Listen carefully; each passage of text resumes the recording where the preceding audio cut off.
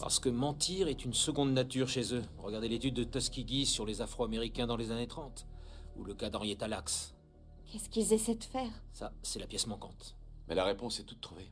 Ce gouvernement qui cache, qui stocke même la technologie extraterrestre depuis 70 ans, aux dépens de la vie humaine et de l'avenir de la planète, est poussé non seulement par la cupidité industrielle, mais aussi par un objectif plus noir. La prise de contrôle de l'Amérique. Puis du reste du monde, par tous les moyens nécessaires, aussi violents, aussi cruels ou aussi expéditifs soient-ils, comme de fortes sécheresses, provoquées par des guerres climatiques, menées secrètement à l'aide de polluants aériens et d'ondes électromagnétiques de haute fréquence, ou en générant délibérément des situations qui justifient un état de guerre permanent, afin de détourner l'attention de nos concitoyens, de les indigner et de les assujettir grâce à des outils tels que le Patriot Act et le National Defense Authorization Act, qui limitent les droits constitutionnels au nom de la sécurité nationale.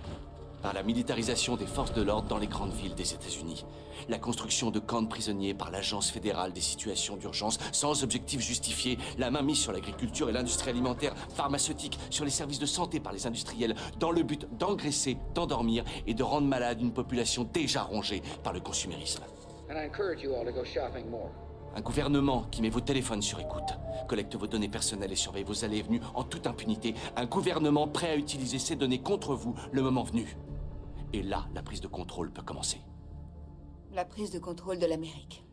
Par des élites de différentes nationalités, un groupe bien huilé et bien armé qui sélectionnera, tuera et soumettra le peuple. Et ça se passe en ce moment même. Ça se passe tout autour de nous. C'est le calme avant la tempête. Ça commencera sans doute juste avant le week-end.